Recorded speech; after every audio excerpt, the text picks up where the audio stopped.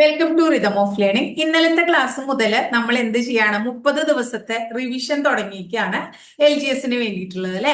ഇന്നലെ ചെറിയൊരു ടോപ്പിക്ക് മാത്രമേ നമ്മൾ പഠിച്ചുള്ളൂ. 1857 റിവോൾട്ട് ആണ് ഇന്നലെ നമ്മൾ പഠിച്ചത്. അപ്പൊ ഇന്ന് നമ്മൾ എന്താ പഠിക്കാൻ പോണേ? സ്വാതന്ത്ര്യ സമര കാലഘട്ടവുമായി ബന്ധപ്പെട്ടിട്ടുള്ള രാഷ്ട്രീയ, സാമൂഹിക, സാംസ്കാരിക മുന്നേറ്റങ്ങൾ എന്ന് പറയുന്ന ഒരു ടോപ്പിക്ക് നമുക്ക് പഠിക്കാനുണ്ട്, മോഡേൺ ഇന്ത്യയുടെ ഭാഗമായിട്ട്. അപ്പൊ ആ ടോപ്പിക്കാണ് ഇന്ന് നമ്മൾ പഠിക്കണേ. അപ്പോ അതില് നമ്മൾ ഇന്ത്യൻ നാഷണൽ കോൺഗ്രസ് വരെയാ പഠിക്കണം. അപ്പൊ നാളെ നമ്മൾ എന്താ പഠിക്കുക? ഇന്ത്യൻ നാഷണൽ കോൺഗ്രസ് ആണ്. അതായത് ഇപ്പൊ നാളെ എന്താ പഠിക്കണേ? അപ്പൊ അത് നിങ്ങൾക്കൊന്ന് നോക്കണമെന്ന് കമന്റ് കണ്ടത് കൊണ്ടാണ് ടീച്ചർ അത് പറഞ്ഞത്. നാളെ നമ്മൾ ഇന്ത്യൻ നാഷണൽ കോൺഗ്രസ് പഠിക്കും. അപ്പൊ ഇപ്പൊ വേറൊരു കാര്യം കൂടെ കമന്റിൽ നമ്മൾ ടീച്ചർ എന്താ ബോർഡ് ഉപയോഗിക്കാത്തതെന്ന് പറഞ്ഞു. ഇതൊക്കെ ബോർഡ് ഉപയോഗിച്ച് ഭംഗിയായിട്ട് നമ്മൾ ഓൾറെഡി ക്ലാസ് എടുത്ത് കൊടുത്തിട്ടുള്ളതാണ്. ഇനി ബോർഡ് ഉപയോഗിച്ച് ക്ലാസ് എടുക്കുമ്പോൾ എന്താ വെച്ചാൽ നമ്മൾ അത് എഴുതുമ്പോൾ നമ്മുടെ സമയം വെറുതെ പോകും. അപ്പൊ നിങ്ങളുടെ സമയം പോവാണ്. നിങ്ങൾ ഓൾറെഡി പഠിച്ചു വെച്ചിട്ടുള്ള കുട്ടികളല്ലേ. അപ്പൊ ടീച്ചർ പറയുന്ന കാര്യങ്ങൾ ഭംഗിയായിട്ട് കേട്ട് ഇരിക്കുക, അത്ര മാത്രമേ ഇവിടെ ഉദ്ദേശിക്കുള്ളൂ. അപ്പൊ നിങ്ങൾക്ക് അതൊരു ഓർമ്മ പുതുക്കലായിട്ട് മാറും. അപ്പൊ ടീച്ചർ പറഞ്ഞു തുടങ്ങിയാലോ. അപ്പോ സ്വാതന്ത്ര്യ സമര കാലഘട്ടവുമായി ബന്ധപ്പെട്ടിട്ടുള്ള രാഷ്ട്രീയ, സാമൂഹിക, സാംസ്കാരിക മുന്നേറ്റങ്ങളില് നമ്മൾ കുറച്ചധികം സ്ഥാപനങ്ങളെ കുറിച്ച് പഠിക്കും. ആ സ്ഥാപനങ്ങൾ ആരാ സ്ഥാപിച്ച്, ആ വ്യക്തികളുടെ കുറച്ച് പ്രത്യേകത, അങ്ങനെയൊക്കെയാണ്. അപ്പൊ അതിൽ ആദ്യം നമ്മൾ പഠിക്കാൻ പോകുന്നത് ബ്രഹ്മസമാജത്തെ കുറിച്ചാണ്. അപ്പൊ നമുക്ക് എല്ലാവർക്കും അറിയാം, ഇന്ത്യൻ നവോത്ഥാനത്തിന്റെ പിതാവ്, ഇന്ത്യൻ ദേശീയ പത്രപ്രവർത്തനത്തിന്റെ സ്ഥാപകൻ, അതുപോലെ തന്നെ ആധുനിക ഭാരതത്തിന്റെ നവോത്ഥാന നായകൻ എന്നീ പേരുകളിലൊക്കെ അറിയപ്പെടുന്ന രാജാറാം മോഹൻ റോയ് ആണ് ബ്രഹ്മസമാജം ആരംഭിക്കണേ. 1828 ഓഗസ്റ്റ് മാസം 20-ാം തീയതിയാണ് ബ്രഹ്മസമാജം ആരംഭിച്ചത്. ഈ ബ്രഹ്മസമാജം ആദ്യകാലങ്ങളിൽ ബ്രഹ്മസഭ എന്ന പേരിലാണ് അറിയപ്പെട്ടിരുന്നത്. അതിനുശേഷം 28-ൽ സ്ഥാപിച്ച ബ്രഹ്മസമാജം 1830-ലാണ് ശരിക്കും ബ്രഹ്മസമാജ് എന്ന പേരില് ബ്രഹ്മസഭ എന്ന് രൂപീകരിച്ചു. ബ്രഹ്മസമാജം എന്ന് 1830-ലാണ് ആയത്. കേരളത്തിലും ബ്രഹ്മസമാജത്തിന്റെ ധാരാളം ശാഖകളൊക്കെ ഉണ്ടായിരുന്നു. മലബാർ ഏരിയയിൽ അതിന് നേതൃത്വം കൊടുത്ത നവോത്ഥാന നായകൻ ആരായിരുന്നു? അയ്യത്താൻ ഗോപാലനായിരുന്നു. അതുകൊണ്ട് അയ്യത്താൻ ഗോപാലനെ എന്തു പേരിട്ട് വിളിക്കുന്നു? കേരളത്തിന്റെ രാജാറാം മോഹൻ റോയ് എന്ന് വിളിക്കുന്നു. ഇനി ഈ രാജാറാം മോഹൻ റോയിയെ കുറിച്ച് പറയുമ്പോൾ നമുക്കറിയാം, നവോത്ഥാനത്തിന്റെ പിതാവാണ്, എല്ലാ പുസ്തകത്തിലും കണ്ടിട്ടുള്ളതാണ്. അദ്ദേഹം എവിടെയാ ജനിച്ചതെന്ന് ചോദിച്ചിട്ടുണ്ട്. 1772 വെസ്റ്റ് ബംഗാളിലെ രാധാനഗർ എന്ന് പറയുന്ന സ്ഥലത്താണ് രാജാറാം മോഹൻ റോയ് ജനിച്ചിരിക്കണേ. ഇനി അദ്ദേഹവുമായി ബന്ധപ്പെട്ടിട്ടുള്ള കുറച്ച് കാര്യങ്ങളാണ് നമുക്ക് പറയാനുള്ളത്.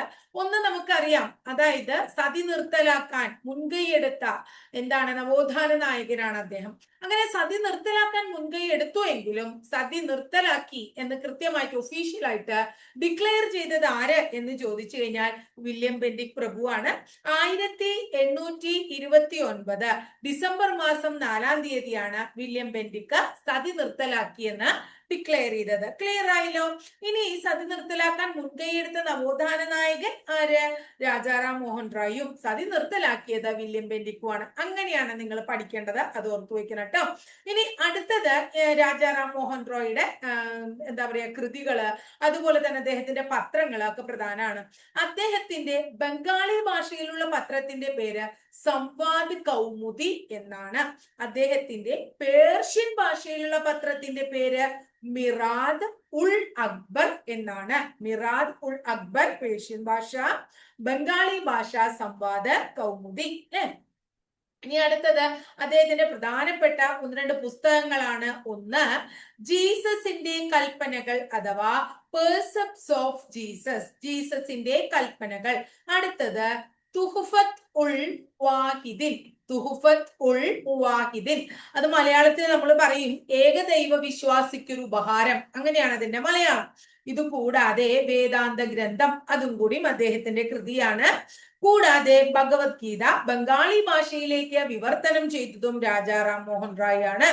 ഇനി ജാതി സമ്പ്രദായമാണ് ഇന്ത്യക്കാർക്കിടയിലെ അനൈക്യത്തിന്റെ ഉറവിടമെന്ന് പ്രസ്താവിച്ചത് ആരാണ്? രാജാറാം മോഹൻ റോയ് ആണ്. അത് നിങ്ങൾ ഓർത്തു വെക്കണം. ഇനി രാജാറാം മോഹൻ റോയുടെ അന്ത്യവിശ്രമ സ്ഥലം അർണോസ് വാലേ ശ്മശാനമാണ്. അത് ഇംഗ്ലണ്ടിലെ ബ്രിസ്റ്റോളിലാണ്. 1833 അദ്ദേഹത്തിന്റെ മരണം എന്ന് ഓർത്തു വയ്ക്കാം. ഇനി ഇദ്ദേഹത്തിന്റെ മരണശേഷം ബ്രഹ്മസമാജം രണ്ടായി പിരിയാണ്. ആദി ബ്രഹ്മസമാജം എന്നും ഭാരതീയ ബ്രഹ്മസമാജം എന്നും രണ്ടായി പിരിയുന്നു. ആദി ബ്രഹ്മസമാജത്തിന് നേതൃത്വം നൽകിയത് ദേവേന്ദ്രനാഥ ടാഗോറും ഭാരതീയ ബ്രഹ്മസമാജത്തിന് നേതൃത്വം നൽകിയത് കേശവചന്ദ്ര സെന്നുമാണ് എന്ന് ഓർത്തു വയ്ക്കാം. ഈ ദേവേന്ദ്രനാഥ ടാഗോർ ആണ് 1839 രാജാറാം മോഹൻ റോയിയുടെ ഈ ആശയങ്ങളൊക്കെ പ്രചരിപ്പിക്കാൻ തത്വബോധിനി സഭ ആരംഭിച്ചത്. എന്താണ്? തത്വബോധിനി സഭ ആരംഭിച്ചത്. ക്ലിയർ ആയല്ലോ? അപ്പൊ ഇത്രയൊക്കെയാണ് പ്രധാനമായിട്ട് നമുക്ക് നമ്മുടെ രാജാറാം മോഹൻ റോയ് അല്ലെങ്കിൽ ബ്രഹ്മസമാജവുമായിട്ട് റിലേറ്റഡ് ആയിട്ട്. അത് ഇതോടുകൂടി രാജാറാം മോഹൻ റോയ് കഴിഞ്ഞു എന്നല്ല, നമ്മളിവിടെ ഒരു റിവിഷൻ ആണ്. അപ്പൊ അതില് പ്രധാനപ്പെട്ട നിങ്ങൾക്ക് പഠിക്കേണ്ട ടോപ്പിക്കുകൾ, നിങ്ങൾ ഏറ്റവും ഇമ്പോർട്ടന്റ് ആയിട്ട് ഫിൽട്ടർ ചെയ്തിട്ടുള്ള കുറച്ച് കാര്യങ്ങളാണ് നിങ്ങളെ ഇവിടെ പഠിപ്പിക്കുന്നത് കേട്ടോ. അടുത്തത് നമ്മൾ എല്ലാവരും പരിചയമുള്ള ഒരു വ്യക്തിയാണ് ആത്മാറാം പാണ്ഡുരംഗ്. ആരാണ് അദ്ദേഹം? പ്രാർത്ഥനാ സമാജത്തിന്റെ സ്ഥാപകൻ. അപ്പൊ ചോദിക്കാം, പ്രാർത്ഥനാ സമാജം ആരംഭിച്ചത് ആര്? ആത്മാറാം പാണ്ഡുരംഗ് ആണ്. ഇനി ഇദ്ദേഹത്തെ വളരെ ഇമ്പോർട്ടന്റ് ആയിട്ടുള്ള ഒരു കാര്യമാണ് ആത്മാറാം പാണ്ഡുരംഗ്. ഈ പ്രാർത്ഥനാ സമാജത്തിന് ആത്മാറാം പാണ്ഡുരംഗിന്റെ കൂടെ മഹാദേവ് ഗോവിന്ദ് റാനഡെ അഥവാ MG റാനഡെയും അതുപോലെ തന്നെ രാമകൃഷ്ണ ഭണ്ഡാർക്കർ എന്ന് പറയുന്ന വ്യക്തിയും കൂടി ഉണ്ടായിരുന്നു. സാധാരണ ഇദ്ദേഹത്തിന്റെ പേര് മാത്രമേ ചോദിക്കാറുള്ളൂ. പക്ഷേ പശ്ചിമേന്ത്യയിലെ നവോത്ഥാനത്തിന്റെ പിതാവ് എന്ന് ചോദിച്ചു കഴിഞ്ഞാൽ MG റാനഡെ പറയണം. അതുകൊണ്ടാണ് ടീച്ചറുടെ MG റാനഡെ എടുത്ത് പറഞ്ഞ പശ്ചിമേന്ത്യയിലെ നവോത്ഥാനത്തിന്റെ പിതാവ് MG റാനഡെയാണ്. ക്ലിയർ ആയില്ലേ നിങ്ങൾക്ക്? ഇനി അടുത്തത് MG റാനഡെ തന്നെയാണ് പൂനെയില് പൂന സാർവജനിക് സഭ സ്ഥാപിച്ചത്. അപ്പൊ MG റാനഡെയാണ് പൂന സാർവജനിക് സഭ സ്ഥാപിച്ചത്. പശ്ചിമേന്ത്യയിലെ നവോത്ഥാനത്തിന്റെ നായകനാണ്. പ്രാർത്ഥനാ സമാജം ആരംഭിക്കാൻ ആത്മാറാം പാണ്ഡുരംഗിന്റെ കൂടെ ഉണ്ടായിരുന്ന ഒരു നേതാവ് കൂടിയാണെന്ന് മനസ്സിലാക്കാട്ടോ. ഇനി അടുത്തത് MG റാനഡെയുടെ അടുത്ത പ്രത്യേകത, ഗോപാലകൃഷ്ണ ഗോഖലെയുടെ രാഷ്ട്രീയ ഗുരുവാണ്. ആര്? ഇദ്ദേഹം MG റാനഡെ ഗോപാലകൃഷ്ണ ഗോഖലെയുടെ രാഷ്ട്രീയ ഗുരുവാണ്. അതുപോലെ തന്നെ പരീക്ഷയ്ക്ക് ചോദിച്ചിട്ടുള്ള ഒരു ചോദ്യം വളരെ ഇമ്പോർട്ടന്റ് ആയിട്ടുള്ളത്, പഠിക്കാൻ അവസരം ലഭിച്ച ഓരോ ആളും അത് ലഭിക്കാത്ത ഓരോരുത്തരെയും പഠിപ്പിക്കണം എന്ന് അഭിപ്രായപ്പെട്ടത് MG റാനഡെ. പഠിക്കാൻ അവസരം ലഭിക്കാത്ത ഓരോ ആളും അത് ആ അവസരം ലഭിക്കാത്ത അവസരം ലഭിച്ച ഒരാളും അവസരം ലഭിക്കാത്ത ഓരോരുത്തരെയും പഠിപ്പിക്കാൻ പറഞ്ഞത് ആരാണ്? MG റാനഡെയാണ്. അടുത്തത് ദേവസമാജം സ്ഥാപിച്ചത് ആര്? ദേവസമാജം സ്ഥാപിച്ചത് പണ്ഡിറ്റ് ശിവനാരായൺ അഗ്നിഹോത്രി. അപ്പൊ പണ്ഡിറ്റ് ശിവനാരായൺ അഗ്നിഹോത്രി എന്ത് സ്ഥാപിച്ചു? ദേവസമാജം സ്ഥാപിച്ചു എന്ന് ഓർത്തുവെക്കാം. അടുത്തത് സത്യശോധക് സമാജാണ്. 1873 വർഷം എന്ന് ഓർക്കാം. സത്യശോധക് സമാജ് ആരംഭിച്ച വ്യക്തി ജ്യോതിറാവു ഫൂലെ. ജ്യോതിറാവു ഫൂലെ എന്താരംഭിച്ചു? സത്യശോധക് സമാജ് ആരംഭിച്ചു. ജ്യോതിറാവു ഫൂലെയുടെ പ്രസിദ്ധമായിട്ടുള്ള പുസ്തകത്തിന്റെ പേരാണ് ഗുലാം ഗിരി എന്നത്. അപ്പൊ ഗുലാം ഗിരി മാത്രമല്ല, ഇഷാര എന്ന് പറയുന്ന ഒരു പുസ്തകമുണ്ട്. പക്ഷെ ഗുലാം ഗിരിയാണ് കുറച്ചും കൂടിയും പ്രധാനം. ഈ സത്യശോധക് സമാജ് സ്ഥാപിച്ചത് അദ്ദേഹം പൂനെയിലാണ് എന്നും കൂടി ഒന്ന് ഓർത്തു വെച്ചോളൂ. എവിടെയാണ്? പൂനെയില്. ഇദ്ദേഹം BR അംബേദ്കറുടെ രാഷ്ട്രീയ ഗുരുവായിരുന്നു. ആര്? ജ്യോതിറാവു ഫുലെ BR അംബേദ്കറുടെ രാഷ്ട്രീയ ഗുരുവായിരുന്നു എന്നും കൂടെ ഓർക്കണം. ഇന്ത്യയിൽ ആദ്യമായി ഛത്രപതി ശിവജിയുടെ ജന്മദിനം അതായത് ശിവജി ജയന്തി സംഘടിപ്പിച്ച വ്യക്തിയും ജ്യോതിറാവു ഫുലെയാണ് കേട്ടോ. അടുത്തത് വളരെ ഇമ്പോർട്ടന്റ് ആണ്. 1875 അലിഗഡ് പ്രസ്ഥാനം ആരംഭിച്ചത് ആര്? സർ സയ്യിദ് അഹമ്മദ് ഖാൻ. അലിഗഡ് പ്രസ്ഥാനത്തിന്റെ സ്ഥാപകൻ സർ സയ്യിദ് അഹമ്മദ് ഖാൻ. ആരംഭിച്ച വർഷം 1875. ഇനി അടുത്തത് അലിഗഡ് മുസ്ലിം സർവകലാശാല ഇപ്പോ എവിടെയാണ്? ഉത്തർപ്രദേശിലാണ് അലിഗഡ് മുസ്ലിം സർവകലാശാല. ഹിന്ദുവും മുസ്ലിമും ഇന്ത്യയുടെ രണ്ടു കണ്ണുകളാണ് എന്ന് അഭിപ്രായപ്പെട്ടത് സർ സയ്യിദ് അഹമ്മദ് ഖാനാണ്. ഹിന്ദുവും മുസ്ലിമും ഇന്ത്യയുടെ രണ്ട് കണ്ണുകളാണെന്ന് അദ്ദേഹം അഭിപ്രായപ്പെട്ടു. ഇത്രയും കാര്യം ക്ലിയർ ആയല്ലോ? അടുത്ത വളരെ ഇമ്പോർട്ടന്റ് ആയിട്ടുള്ള ഒരു വ്യക്തിയെയും അവരുടെ സ്ഥാപനത്തെയുമാണ് നമ്മൾ പഠിക്കാൻ പോകുന്നത്. Annie Besant. അവര് ജനിച്ചത് ലണ്ടനിലാണ് അല്ലെ. ആനി വുഡ് എന്നൊക്കെയാണ് അവരുടെ ശരിക്കുള്ള പേര്.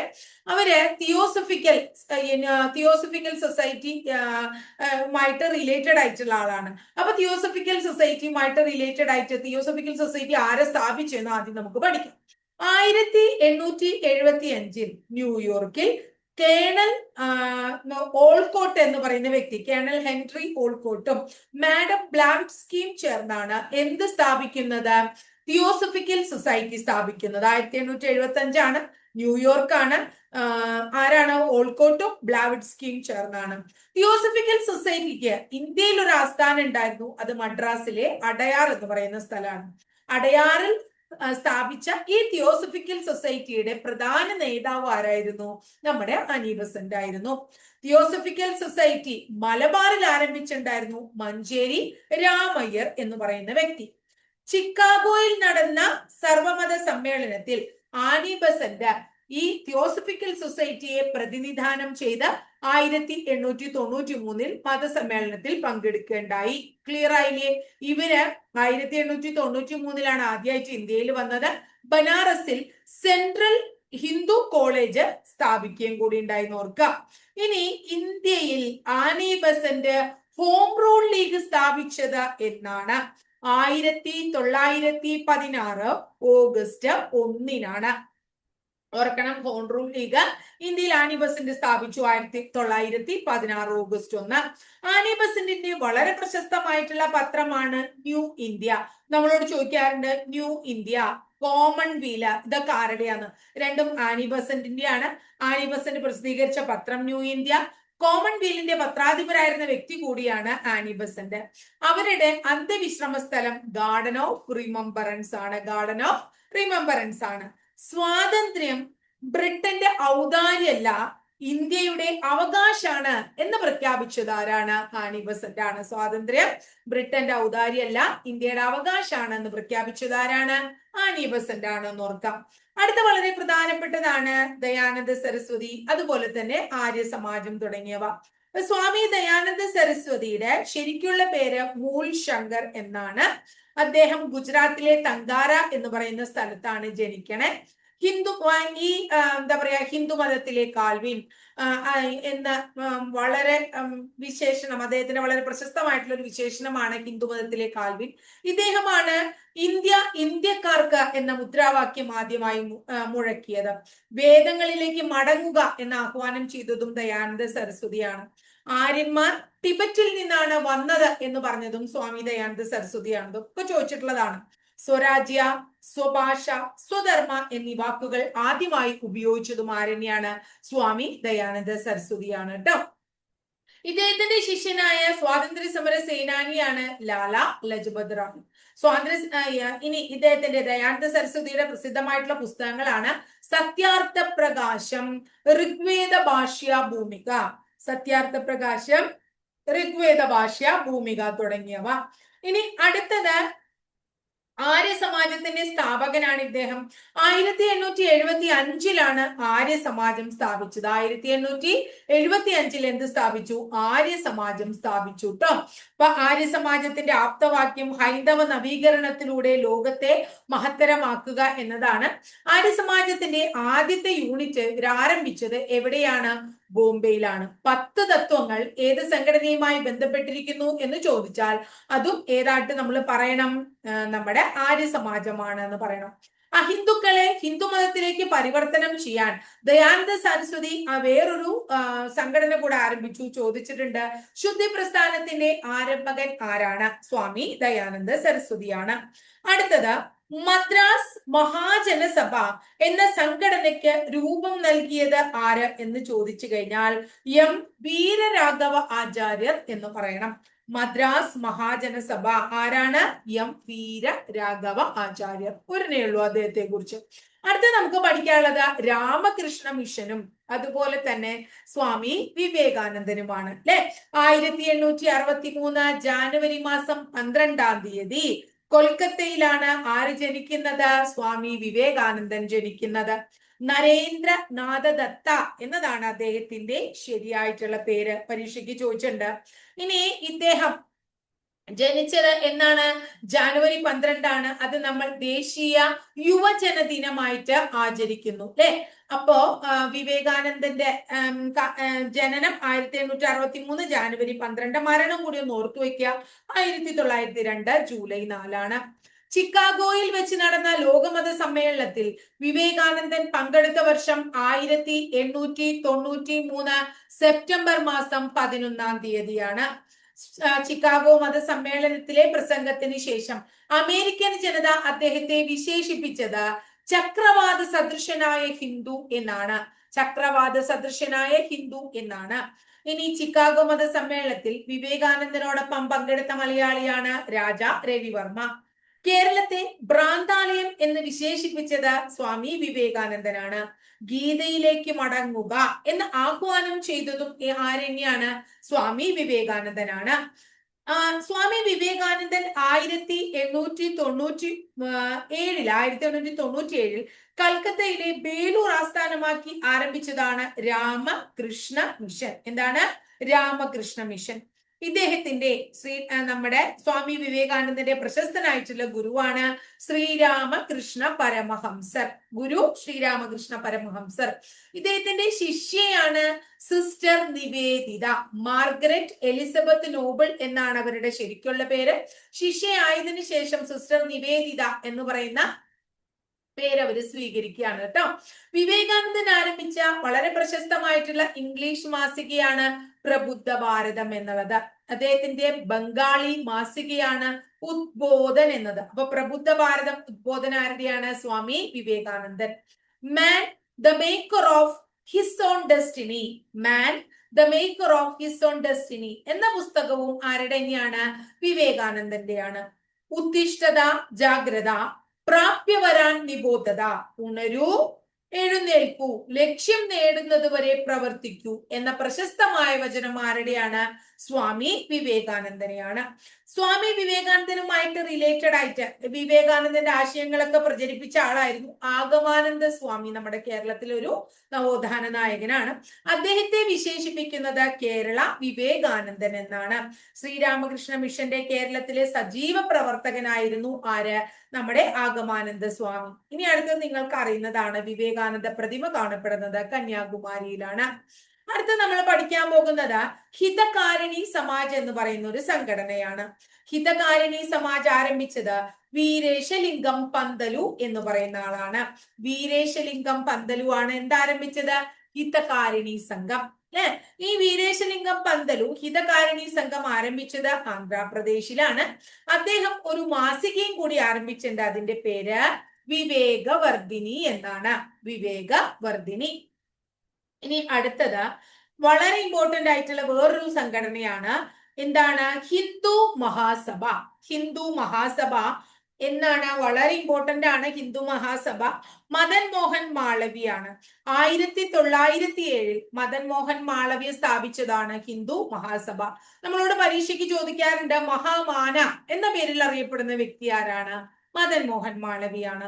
യാചകരുടെ രാജകുമാരൻ എന്നറിയപ്പെടുന്നു മദൻ മോഹൻ മാളവ്യ കേട്ടോ. സത്യമേവ ജയതേ എന്ന മുദ്രാവാക്യം ജനപ്രിയനാക്കിയ വ്യക്തിയാണ് മദൻ മോഹൻ മാളവ്യ. മകരന്ത് എന്ന തൂലികാനാമത്തിൽ രചനകളൊക്കെ നടത്തിയിരുന്ന വ്യക്തിയാണ് മദൻ മോഹൻ മാളവ്യ. കേരളത്തിലെ മദൻ മോഹൻ മാളവ്യ ആരാണ്? മന്നത്ത പത്മനാഭനാണ്. പലപ്പോഴും പരീക്ഷയ്ക്ക് ചോദിച്ചിട്ടുള്ള ചോദ്യമാണ് അല്ലെ. Madan Mohan Malaviya university of technology ഉത്തർപ്രദേശിലെ ഗോരഖ്പൂരിൽ കാണപ്പെടുന്നു. മദൻ മോഹൻ മാളവിയോടുള്ള ആദര സൂചകമായി 2016 നമ്മുടെ എന്താ പറയാ പ്രധാനമന്ത്രി നരേന്ദ്രമോദി മഹാമാന്യ എക്സ്പ്രസ് എന്ന് പറയുന്ന ഒരു ട്രെയിൻ ആരംഭിക്കുകയുണ്ടായി. ഡൽഹി മുതൽ വാരണാസി വരെയാണ് അതിന്റെ റൂട്ട്. മനസ്സിലായില്ലേ? ഇനി അടുത്തത് മാളവിയയുടെ പത്രമാണ്. ചോദിച്ചിട്ടുണ്ട് അദ്ദേഹത്തിന്റെ ഒരു ഇംഗ്ലീഷ് പത്രം, അതിന്റെ പേര് ദ ലീഡർ എന്നാണ്. അതുപോലെ തന്നെ ഹിന്ദി പത്രം ഉണ്ട്, അതത്ര പ്രസിദ്ധമായിട്ടുള്ളതല്ല, മര്യാദ. ഇനി അദ്ദേഹത്തിന്റെ ഒരു വാരികയുണ്ട്, അതിന്റെ പേര് അഭ്യുദയ എന്നാണ്. എന്താണ്? അഭ്യുദയ എന്നാണ്. ആനി ബസന്റുമായി ചേർന്ന് ബനാറസ് ഹിന്ദു സർവകലാശാല ഇദ്ദേഹം സ്ഥാപിച്ചു 1916. എവിടെ? വാരണാസിയിലാണ്. ഇത്രയും ക്ലിയർ ആയോ മക്കളെ? അടുത്തത് വളരെ ഇമ്പോർട്ടന്റ് ആയിട്ടുള്ള ഒരാളാണ് ഇ വി രാമസ്വാമി നായ്ക്കർ. പെരിയോർ എന്നറിയപ്പെടുന്ന വ്യക്തിയാണ് അദ്ദേഹം അല്ലെ. പെരിയോർ എന്നറിയപ്പെടുന്നതാണ് EV രാമസ്വാമി നായ്ക്കർ. തമിഴ്നാട് അല്ലെ, തമിഴ്നാടിൽ 1925 സെൽഫ് റെസ്പെക്ട് മൂവ്മെന്റ് അഥവാ സ്വയം മര്യാദ ഇയക്കം, സ്വയം മര്യാദ ഇയക്കം അഥവാ സെൽഫ് റെസ്പെക്ട് മൂവ്മെന്റ് എന്ന സംഘടന ആരംഭിച്ചു ആര്? EV രാമസ്വാമി നായ്ക്കർ. എന്തിന്? പിന്നോക്ക വിഭാഗങ്ങൾക്ക് തുല്യ അവകാശമുള്ള ഒരു സമൂഹത്തെ വാർത്തെടുക്കാനായി. ക്ലിയർ ആയോ? EV രാമസ്വാമി നായ്ക്കർ ആരംഭിച്ച പത്രങ്ങളാണ് റിവോൾട്ട്, അതുപോലെ തന്നെ പുരൈച്ചി, പകുത്തറിവ് തുടങ്ങിയവ. അതിൽ ഇംഗ്ലീഷാണ് റിവോൾട്ട്, പുരൈച്ചി, പകുത്തറിവ് തുടങ്ങിയവ തമിഴ് ആഴ്ച പതിപ്പുകളാണ് എന്നും കൂടി ഓർത്തുവെക്കാം. അടുത്തത് ഏറ്റവും ഇമ്പോർട്ടന്റ് ആയിട്ടുള്ള വേറൊരു ചോദ്യം, ആരാണ് ഭാരതീയ വിദ്യാഭവന്റെ സ്ഥാപകൻ? KM മുൻഷിയാണ്. ഗാന്ധിജിയുടെ സഹായത്തോടു കൂടിയാണ് അദ്ദേഹം ആരംഭിച്ചത്. 1938 മുംബൈയിലാണ് അദ്ദേഹം ആരംഭിച്ചത് എന്നും കൂടി ഓർത്തുവെക്കാം. അടുത്തത് അശ്വനി കുമാർ ദത്തയുടെ വളരെ പ്രസിദ്ധമായിട്ടുള്ള ഒരു സംഘടനയാണ് സ്വദേശി ബാന്ധവ് സമിതി. അപ്പൊ സ്വദേശി ബാന്ധവ് സമിതി ആരംഭിച്ച വ്യക്തി അശ്വനി കുമാർ മേത്ത. ക്ലിയർ ആയോ? അടുത്തത് ഭൂദാന പ്രസ്ഥാനം. തെലങ്കാനയിലെ പോച്ചമ്പള്ളി എന്ന് പറയുന്ന സ്ഥലത്ത് 1951 ആചാര്യ വിനോബ ഭാവെയാണ് എന്താരംഭിച്ചത്? ഭൂദാന പ്രസ്ഥാനം ആരംഭിച്ചത് എന്ന് ഓർത്തുവെക്കണം. ഭൂദാന പ്രസ്ഥാനം.